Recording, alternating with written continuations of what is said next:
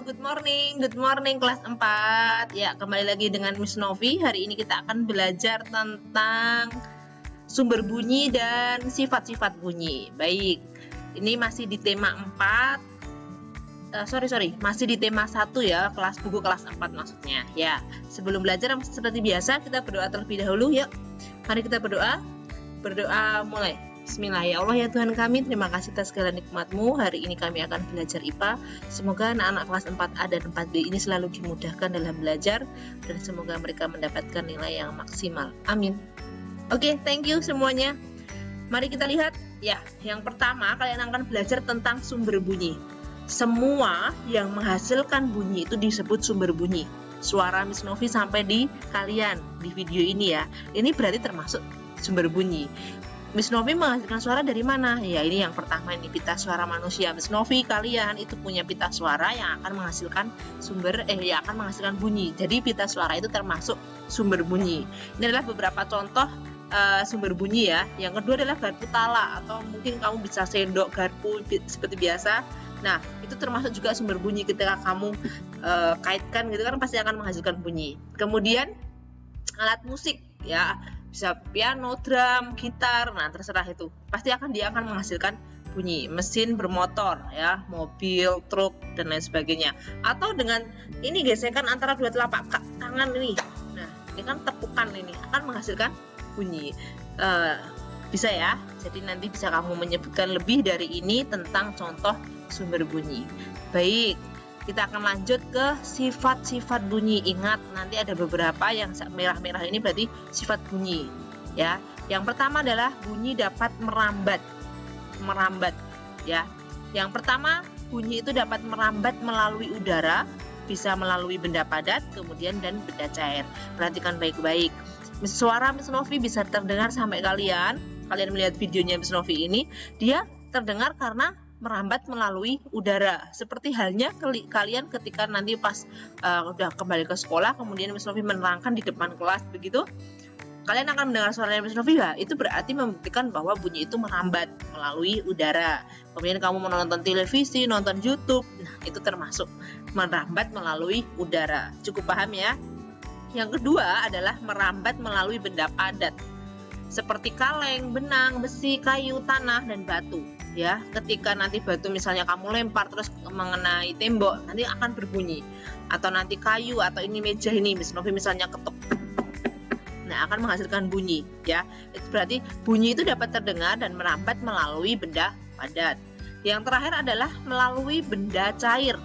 Itu bisa air atau paus dan lumba-lumba itu dapat berkomunikasi sesamanya karena bunyi itu dapat merambat di air. Ketika kamu nanti berenang gitu kan, pasti misalnya atau melempar batu, nanti pasti akan blung gitu kan, blung, nah ada suaranya. Nah, itu adalah membuktikan bahwa bunyi itu dapat merambat. Cukup jelas ya? Oke, mari kita lanjut. Bunyi dapat memantul. Pemantulan bunyi itu syaratnya adalah jika bunyi mengenai dinding atau permukaan yang keras. Permukaan yang keras itu seperti apa? Seperti kaca, batu, kayu, besi, dan seng. Itu termasuk permukaan yang keras. Jadi bunyi itu kan akan memantul. Jadi nggak akan diserap, nggak akan hilang suaranya, tapi akan memantul lagi ke tempat kalian seperti itu.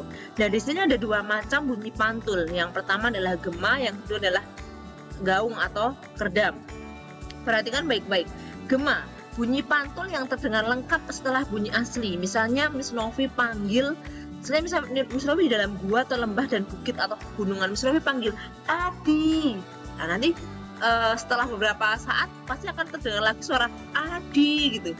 Nah, itu tapi dia terdengar jelas. Adi, Adi, Adi, atau Miss Novi, Miss Novi, Miss Novi. Nah, seperti itu. Itu namanya gema. Gema itu terjadi di daerah pegunungan atau gua atau lembah atau bukit. Itu ya. Bunyi pantul yang terdengar lengkap setelah bunyi asal atau bunyi aslinya. Kemudian yang kedua, bedanya dengan gaung adalah bunyi pantulnya itu terdengar sebagian dan tiba bersama bunyi asli atau bunyi asal. Jadi kalau Miss Novi bilang Miss Novi, Miss Novi, Miss Novi, jadi kan nggak jelas, suaranya nggak jelas, jadi tertumpuk lagi Miss Novi, Miss Novi, Miss Novi, Miss Novi. Jadi nggak jelas suaranya ya. Nah, itu bisa terjadi ketika di ruang hampa atau ruang kosong di sini ya. di ruang hampa atau ruang kosong. Jadi misalnya Miss Novi panggil Adi, Adi gitu kan belum selesai Adinya, tapi sudah ketumpuk lagi dengan kata Adi di tengah-tengahnya, jadi nggak akan terdengar jelas. Bisa jadi Miss Novi membuat soal gema terjadi di daerah mana, atau penjelasan tentang gaung gitu ya. Baik ya, cukup paham ya, bunyi dapat memantul. Oke, baik. Yang ketiga adalah bunyi dapat menyerap. Ternyata selain dapat dipantulkan, bunyi itu dapat diserap atau menyerap. Bunyi dapat diserap oleh benda-benda yang lunak atau berrongga. Contohnya adalah ada karpet, kertas, busa, wol, kain, kertas, karet, goni, dan kapas.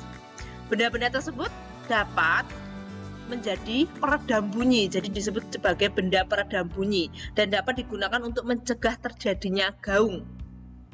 Karena kan gaung tadi itu kan karena permukaan yang keras ya. Kalau Miss Novi ini di tembok nih, terus kalau Miss Novi kalau hampa di sini nggak ada buku, nggak ada apapun di sini, pasti itu akan terjadi gaung. Makanya kalau kamu misalnya pernah nonton di studio atau nonton film gitu, atau kamu mau main musik gitu, biasanya dilapisi oleh karpet atau busa agar tidak terjadi gaung. Mau main musik terjadi gaung, jadi musiknya nggak terdengar jelas. Mau nonton film di bioskop nggak terjadi gaung, jadi kita nggak bisa memahami film tersebut. Nah, itu fungsinya di sini, mencegah gaung, dan kita bisa pakai karpet, kain ya. Jadi untuk di gedung-gedung pertemuan juga biar suaranya itu dapat diserap, jadi tetap terdengar jelas begitu. Apakah ada pertanyaan teman-teman? Oke, terima kasih. Itu yang bisa kita pelajari. Berarti ada sumber bunyi, dan yang kedua adalah ada sifat-sifat bunyi. Sifat bunyi ada 3 ya, direview lagi. Yang pertama ada dapat merambat melalui udara, melalui benda padat, dan melalui benda cair. Kemudian bunyi itu dapat memantul. Baik, memantul. Jadi kalau ada 2 macam bunyi pantul adalah ada gema dan gaung. Yang terakhir adalah bunyi dapat menyerap.